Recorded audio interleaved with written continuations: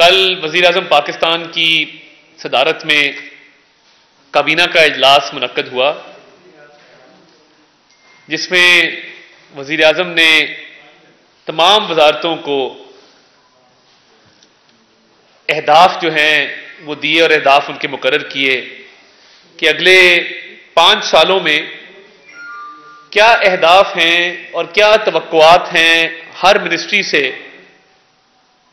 और क्या अवाम की फलाह व बहबूद के लिए, इस मुल्क की बेहतरी के लिए क्या इक़दामात हैं जो हर वजारत को करने हैं। तो उस हवाले से कल जब अहदाफ दिए गए तो हर मिनिस्ट्री को उसमें बताया गया कि आपके शॉर्ट टर्म, मीडियम टर्म और लॉन्ग टर्म क्या गोल्स हैं। और आपने देखा कि वज़ीर आज़म ने जो काबीना तश्कील दी वो उसमें तजर्बेकार लोग भी मौजूद हैं,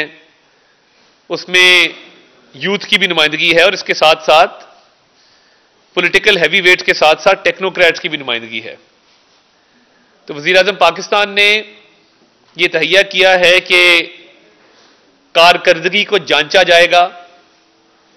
और कारकर्दगी के हवाले से जो KPIs जिन्हें हम कहते हैं की परफॉर्मेंस इंडिकेटर्स,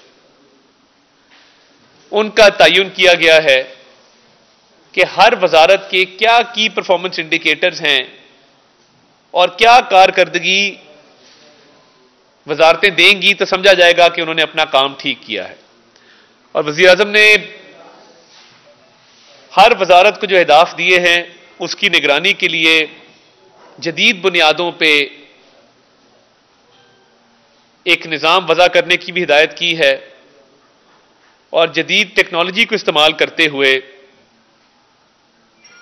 उन अहदाफ को देखा जाएगा कि किस मिनिस्ट्री ने किस हद तक वो अहदाफ पूरे किए हैं या नहीं किए। तो मैं ये समझता हूं कि ये पहली दफा होने जा रहा है कि बाकायदा दस्तावेज के जरिए तहरीरी हिदायत तमाम तर वजारतों को जारी की गई हैं और तहरीरी तौर पे तमाम तर वजारतों को आगाह किया गया है कि आपसे तवक्कुआत क्या है और क्या टारगेट्स है जो आपने अचीव करने हैं। तो वज़ीर आज़म ने इस पर बड़ी खुसूसी तवज्जो दी है और हर वजारत को बड़े हकीकत पे मबनी अहदाफ जो हैं वो दिए हैं। जैसे फाइनेंस मिनिस्ट्री है, उसको ये हदफ दिया है कि महंगाई में कमी लेके आनी है, बेरोजगारी में कमी लेके आनी है, जो शरह नमू है GDP ग्रोथ उसमें इजाफा करना है, IMF के प्रोग्राम के हवाले से जो मामलात हैं उनको मुकम्मल करना है, कर्जा जात की जो रीस्ट्रक्चरिंग है उस हवाले से अहदाफ दिए गए हैं, FBR की डिजिटलाइजेशन के हवाले से हदफ दिया गया है। और मैं आपको बताना चाहता हूं कि जब वज़ीर आज़म हर वजारत को तहरीरी तौर पे आगाह करते हैं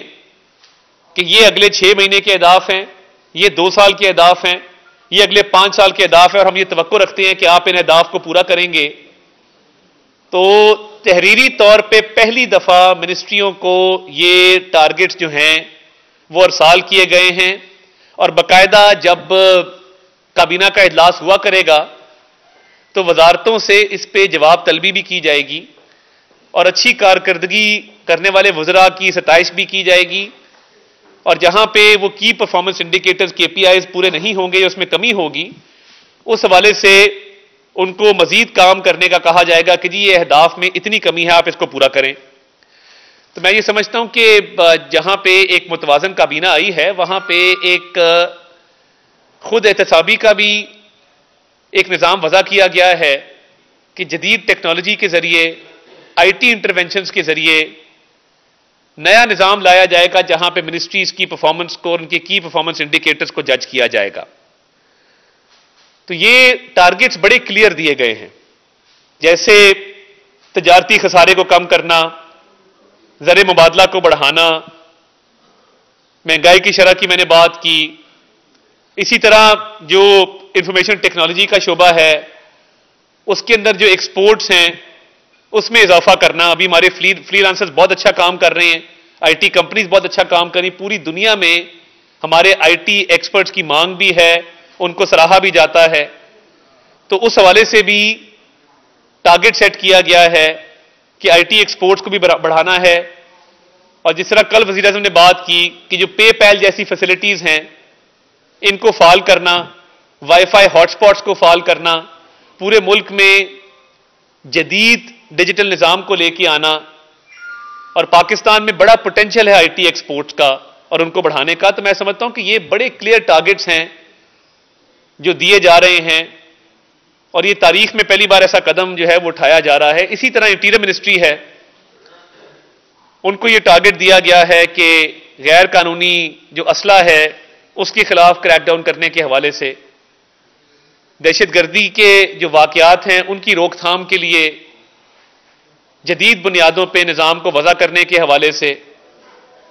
जो पाकिस्तान में गैर कानूनी तौर पे गैर मुल्की मुकीम हैं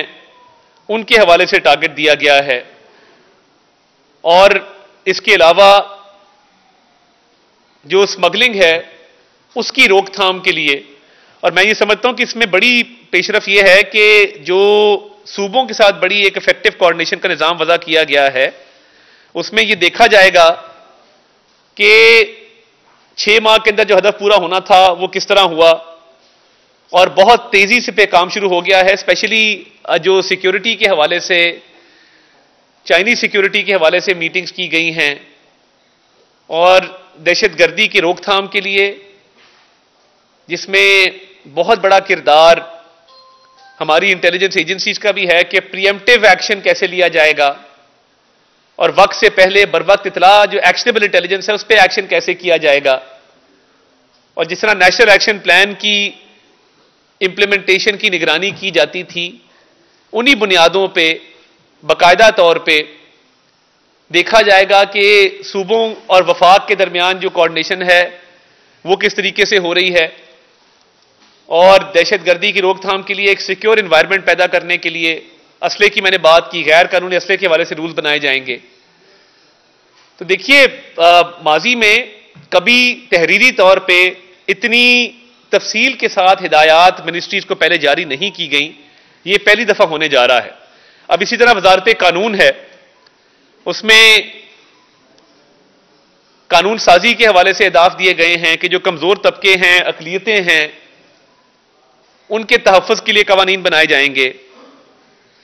पाकिस्तान में जितने कवानीन पास होते हैं उसके लिए ई पोर्टल बनाया जाएगा। यह हदफ मिनिस्ट्री ऑफ लॉ को दिया गया है। सितंबर 2024 तक इंसानी हकूक के हवाले से रिपोर्ट जो है वो मुरतब की जाएगी। और कवानीन का जो देखिए, कवानीन का जो निफाज है उसकी इंप्लीमेंटेशन है, उस हवाले से भी टारगेट सेट किए गए हैं। और हार्मोनाइजेशन है कि कवानीन जो हैं वो सूबों के कवानीन के साथ भी मुताबिकत रखते हों।